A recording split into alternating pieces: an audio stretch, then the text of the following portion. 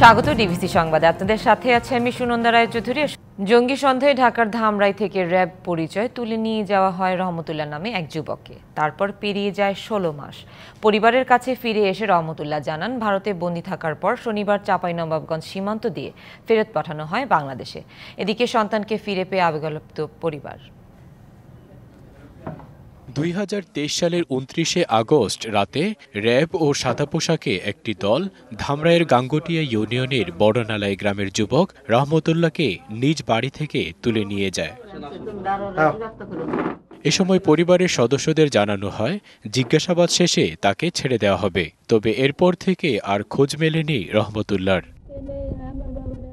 ১৬ মাস ধরে তার সন্ধানে পরিবারের সদস্যরা ছুটে বেরিয়েছেন আইনশৃঙ্খলা বাহিনীর দপ্তরে দপ্তরে। অবশেষে গত শনিবার খোঁজ মেলে রহমতুল্লাহর। চাঁপাইনবাবগঞ্জের গোমস্তাপুর থানা পুলিশের কাছে সংবাদ পেয়ে ছুটে যান পরিবারের সদস্যরা। রহমতুল্লাহর মুখে শোনা যায় বন্দিদশার বর্ণনা। জেল থেকে বের করছে, তারপরে বাংলাদেশে দিয়ে আজকে বাড়ি আইছি। সন্তানকে ফিরে পেয়ে কান্নায় ভাসছে পরিবার।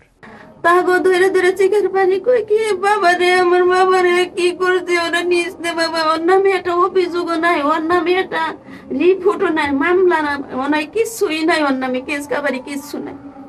তাও তারা মানলো না, কই জিজ্ঞাসাবাদ করে ছাইরা দিব। নিখোঁজের পর রহমতুল্লাহর পরিবার ধামরাই থানায় একটি সাধারণ ডায়েরি করে।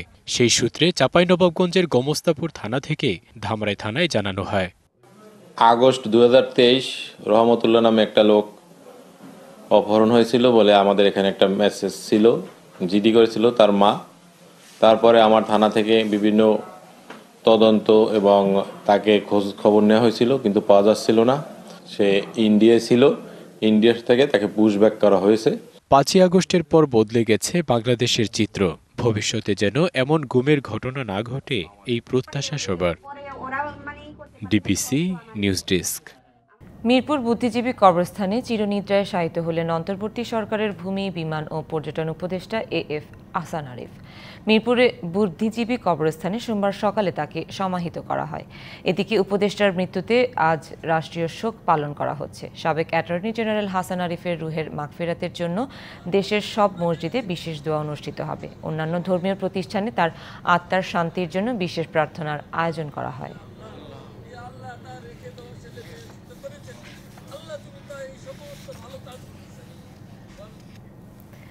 দুর্নীতি ও ক্ষমতার অপব্যবহারে করে হাজার কোটি টাকার মতো সম্পদ বানানোর অভিযোগ উঠেছে সাবেক স্বাস্থ্যমন্ত্রী জাহিদ মালেকের বিরুদ্ধে। জমি দখল, বালুমহাল, পরিবহন খাত নিয়ন্ত্রণ, নিয়োগ ও টেন্ডার বাণিজ্য সহ অসংখ্য অপকর্মের মাধ্যমে তিনি সম্পদের এই পাহাড় গড়েন। নিজস্ব বাহিনী দিয়ে ভয়ভীতি দেখিয়ে জাহিদ মালেক হাসিল করতেন সব অনৈতিক কর্মকাণ্ড। ২০০৮ থেকে ২০২৪ টানা ৪বার মানিকগঞ্জ ৩ থেকে সংসদ সদস্য নির্বাচিত হন জাহিদ মালেক। ২০১৪ সালে পান স্বাস্থ্য প্রতিমন্ত্রীর দায়িত্ব। এরপর ২০১৯-এ স্বাস্থ্যমন্ত্রীর দায়িত্ব পেয়ে মানিকগঞ্জে একক আধিপত্য গড়ে তোলেন তিনি। ছেলে, স্ত্রী, ফুফাতো ভাই সহ আওয়ামী লীগের কিছু নেতা নিয়ে জাহিদ মালেকের ছিল নিজস্ব বাহিনী। স্থানীয়দের কাছে তা মালেক পার্টি নামে পরিচিতি পায়। জমি দখল, টেন্ডার বাণিজ্য, গণপরিবহনে চাঁদাবাজি এবং বালুমহাল থেকে কোটি কোটি টাকা কমিশন তুলত এই বাহিনী। এছাড়া স্বাস্থ্য খাতে কেনাকাটা, নিয়োগ, পদোন্নতি, বদলি বাণিজ্য সহ বেশ কিছু খাতে অনিয়ম করে বিপুল অর্থ কামানোর অভিযোগ জাহিদ মালেক ও তার সিন্ডিকেট সদস্যদের বিরুদ্ধে। মায়ের নামে স্কুল করার কথা বলে চাপ দিয়ে জমি নিয়ে বিশাল খামার বাড়ি তৈরি করেন সাবেক স্বাস্থ্যমন্ত্রী। সানলাইফ ইন্স্যুরেন্সের গ্রাহকদের কোটি কোটি টাকা লোপাটের অভিযোগও তার বিরুদ্ধে।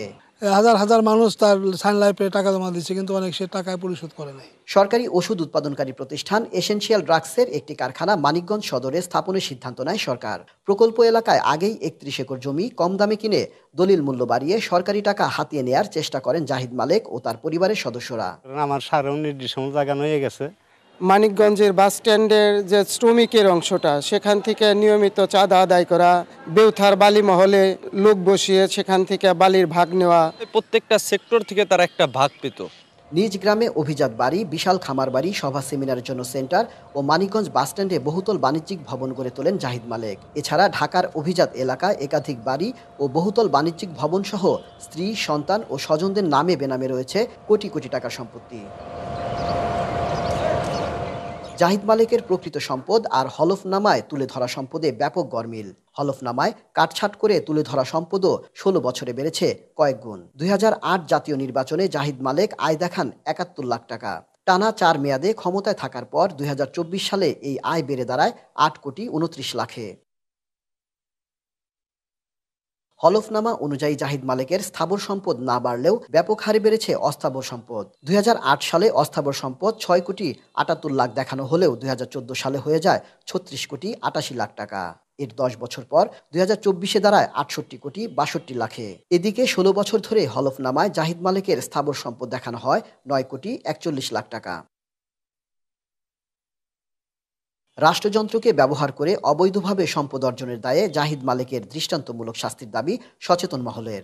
আমাদের সম্পদকে ধ্বংস করে নিয়ে তাদের কাছে তা আমরা জাতি হিসাবে, দেশ হিসাবে আমরা দাবি করি, জোর দাবি করি তার যেন শাস্তি হয়। জ্ঞাত আয় বহির্ভূত সম্পদ অর্জনের অভিযোগে সম্প্রতি জাহিদ মালেক ও তার ছেলে রাহাত মালেকের বিরুদ্ধে মামলা করেছে দুদক। এই চার্জশিট হইল বলে মামলাটার বিচার হিমাগারে না যাইয়া যেন জনসমক্ষে বিচার হয় এবং সঠিক বিচার হইলে পরেই জনগণ সন্তুষ্ট প্রকাশ করবে ন্যায় বিচার হয়েছে। 5ই আগস্টের পর থেকে পলাতক থাকায় জাহিদ মালেক ও তার স্বজনদের বক্তব্য নেওয়া সম্ভব হয়নি। বন্ধ রয়েছে তার ব্যক্তিগত মোবাইল নম্বরও। Ashraful Alam Liton, DBC news, Manikganj. বাংলাদেশে অর্থ আত্মসাতের অভিযোগ ওঠায় ক্ষমতাচ্যুত প্রধানমন্ত্রী শেখ হাসিনার বোনের মেয়ে ও যুক্তরাজ্যের ক্ষমতাসীন লেবার পার্টির মন্ত্রী টিউলিপ সিদ্দিককে জিজ্ঞাসাবাদ করেছে দেশটির মন্ত্রিসভা অফিসের ন্যায় ও নৈতিকতা দল। যুক্তরাজ্যের গণমাধ্যম জানায় জেরার সময় অভিযোগ অস্বীকার করেছেন দেশটির economic secretary to the treasury and city minister tulip Siddique.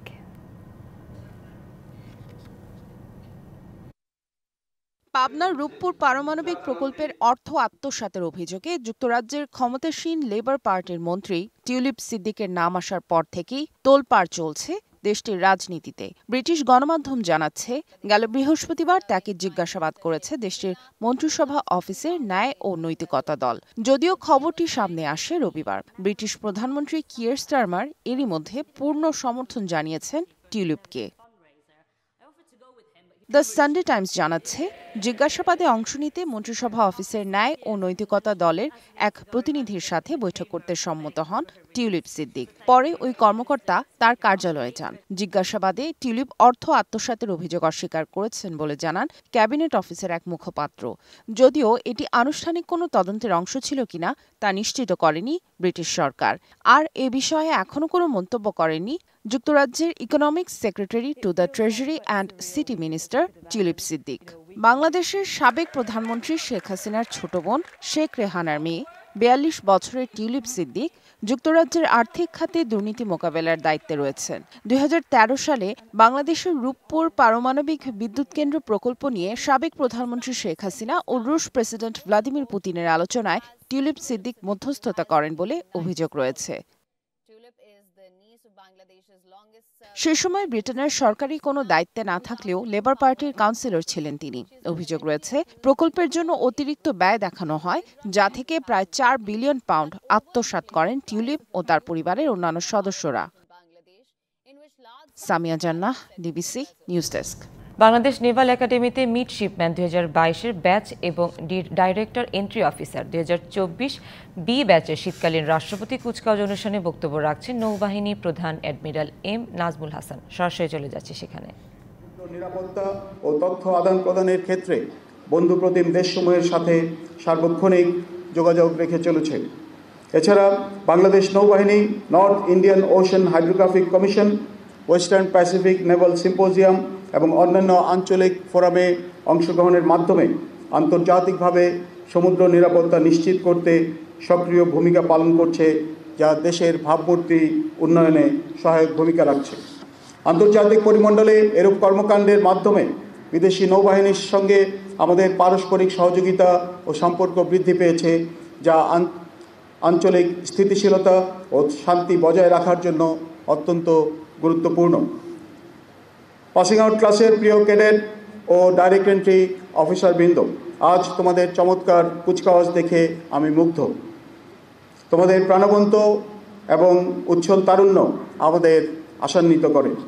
তোমাদের স্মরণ রাখতে হবে, দেশের সার্বিক নিরাপত্তা নিশ্চিত করার মাধ্যমে সামগ্রিক উন্নয়ন এবং অগ্রগতি অর্জন করা আমাদের জন্য অত্যন্ত গুরুত্বপূর্ণ।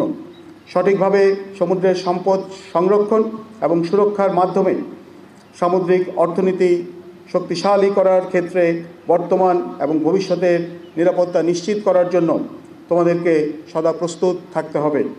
নৌবাহিনীর সদস্য হিসেবে প্রত্যেককে দেশপ্রেম ও কর্তব্য নিষ্ঠার সঙ্গে দায়িত্ব পালন করতে হবে। দেশের সেবায় ভবিষ্যৎ কাণ্ডারী হিসেবে তোমরা দেশের সার্বভৌমত্ব রক্ষা, উন্নয়ন এবং দেশ গঠনমূলক কর্মকাণ্ডে অংশগ্রহণ ও আত্মনিয়োগ করবে, এটাই আমার প্রত্যাশা। ক্রমবর্ধমান চ্যালেঞ্জ মোকাবেলার জন্য নৌবাহিনীর সদস্য হিসাবে তোমাদেরকে নিরলসভাবে কাজ করতে হবে। তথ্য প্রযুক্তির এই যুগে সেই সকল নাবিকদের নেতৃত্ব প্রদান করবে যারা তাদের পূর্বসূরীদের তুলনায় অধিকতর দক্ষ ও প্রযুক্তিগত জ্ঞানে সমৃদ্ধ। আর তাই নেতৃত্ব প্রদানের ক্ষেত্রে পেশাগত উৎকর্ষতা ও আধুনিক প্রযুক্তিতে তোমাদের দক্ষতা অর্জন আবশ্যক। বিজিবি দিবস 2024 উপলক্ষে পদক প্রদান অনুষ্ঠানে পিলখানায় কথা বলছেন স্বরাষ্ট্র উপদেষ্টা জাহাঙ্গীর আলম চৌধুরী। সরাসরি চলে যাচ্ছে সেখানে। তোমার সাথে যাব। তারপরে এই যে বিশেষ সময় কিছুদিন আগে যে ইটা হলো চট্টগ্রাম, ওই চট্টগ্রামে একজন আমাদের ইসি মারা গেলেন, যে আমাদের আইনজীবী, ওখানেও কিন্তু ছাড়ে গেছেন। তারপরে এই তবলিগ জামাতের এই সমস্যা, এইগুলি তো স্যারের সব জায়গায় কিন্তু অগ্রণী ভূমিকা পালন করছেন। আমরা আপনারা সবাই দোয়া করব আল্লাহ যেন তার বেহেশত নসিব করে এবং কবর আযাব মাফ করে। না, আমাদের নীতিগত সিদ্ধান্তের কোনো পরিবর্তন নেই। আমরা রোহিঙ্গাদের কোনো অবস্থায় প্রবেশ করতে দিব না। তারপরেও যারা ওই যে আপনি একটা বললেন সংখ্যা ঘুরে এলে, ওটা হয়তো মানবিক দিক বিবেচনা করে আমরা হয়তো তাদের, যেহেতু ওই এলাকায় যুদ্ধ হচ্ছে, তাকে পাঠানো যায় নাই, বাট আমরা ম্যাক্সিমামে কিন্তু পাঠাই দিচ্ছি। মানে এই 60 জনের মতো যারা একটু অসুস্থ বয়স্ক, তাদের আমরা শুধু এই 60,000-এর মতো বিগত এই অনেক বছরে যাবার, কিন্তু এই অ্যাকোমোডেশনটা হলো 60,000। আর একটা জানেন, রাজধানীর পল্টনে যুবদল নেতা শামীম হত্যা মামলায় নরসিংদীর সাবেক এমপি কামরুল আশরাফ খান পটনকে 3 দিনের রিমান্ড নেওয়ার আদেশ দিয়েছে আদালত। এছাড়া যাত্রাবাড়ী, মোহাম্মদপুর নিউ মার্কেট থানার একাধিক মামলায় সাবেক উপদেষ্টা সালমান এফ রহমান, সাবেক আইনমন্ত্রী আনিসুল হক, সাবেক আইজিপি চৌধুরী আব্দুল্লাল মামুন, আহসানুল হক ইনু, রাশেদ খান মেনন সহ 9 জনকে গ্রেফতার দেখানো হয়েছে। সোমবার সকালে ঢাকার চিফ মেট্রোপলিটন ম্যাজিস্ট্রেট আদালত সাবেক এমপি কামাল আশরাফ খানকে হাজির করে পুলিশ। এরপর তাকে জিজ্ঞাসাবাদের জন্য 10 দিনের রিমান্ড চাইলে শুনানি শেষে 3 দিনের রিমান্ড মঞ্জুর করে আদালত। এছাড়াও এদিন আদালতে হাজির করা প্রত্যেক আসামিকে গ্রেফতার দেখিয়ে কারাগারে পাঠানোর আদেশ দেন ঢাকার মেট্রোপলিটন ম্যাজিস্ট্রেট নাজমিন আক্তার। রাষ্ট্রপক্ষের কৌঁসুলি ওমর ফারুকি বলেন, বৈষম্য বিরোধী ছাত্র জনতার আন্দোলন দমনে আসামিদের ভূমিকা আছে। বিজ্ঞ আদালতে উপস্থাপন করা হয়। তার মধ্যে সাবেক আইসিটি মন্ত্রী জুনায়েদ আহমেদ পলক এবং মেজর জেনারেল জিয়াউল হাসান, সাদেক খান, সালমান এফ রহমান, হাসানুল হক ইনু, রাশেদ খান মেনন এবং আনিসুল হক ও চৌধুরী আব্দুল্লাল মামুন, তাদেরকে যাত্রাবাড়ি থানা, মোহাম্মদপুর থানা সহ বিভিন্ন থানায় হত্যা মামলাদেরকে গ্রেপ্তার দেখানো হয়। পৌষে সারা দেশেই জেঁকে বসতে শুরু করেছে শীত। বৃষ্টির মতো রাতভর ঝরেছে কুয়াশা। কুয়াশার চাদরে ঢাকা পড়েছে উত্তরের জেলা পঞ্চগড়ের পথঘাট। সকাল 6টায় জেলার সর্বনিম্ন তাপমাত্রা রেকর্ড করা হয় 11.5 ডিগ্রি সেলসিয়াস। ঠান্ডা আর হিমেল বাতাসে জেলার মানুষজনের কষ্ট বেড়েছে। গত কয়েকদিন ধরে উত্তরের এ জেলাতে হালকা কুয়াশায় ঢাকা পড়েছে জেলার পথঘাট। বেলা গড়িয়ে বিকেল হতেই জেলায় শীতের তীব্রতা অনুভূত হচ্ছে। সন্ধ্যার পর থেকে হালকা কুয়াশা দেখা মিলছে। একই অবস্থা চুয়াডাঙ্গাতেও। পৌষের শুরু থেকেই হাড় কাঁপুনে শীতে কষ্ট বেড়েছে খেটে খাওয়া মানুষের। শীত উপেক্ষা করেই কাজের সন্ধানে বেরিয়েছে শ্রমজীবী ও দিনমজুররা। কাজের জন্য দীর্ঘ সময় অপেক্ষা করেও অনেকে কাজ না পেয়ে ফিরে গেছেন, আবার অনেকে কাজ পেয়েও শীতের তীব্রতার কারণে হার মানছেন। এছাড়া ছিন্নমূল মানুষ খড়কুটো জ্বালিয়ে শীত নিবারণের চেষ্টা করছে।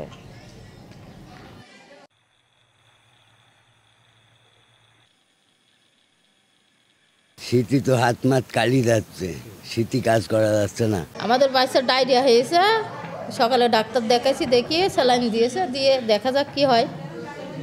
সংবাদ এই ছিল এখনকার মতো। ডিবিসি নিউজের সংবাদগুলো পড়তে ভিজিট করুন dvcnews.tv আর ভিজিট করুন ডিবিসি নিউজের ফেসবুক পেজ এবং ইউটিউব চ্যানেল। সাথেই থাকুন।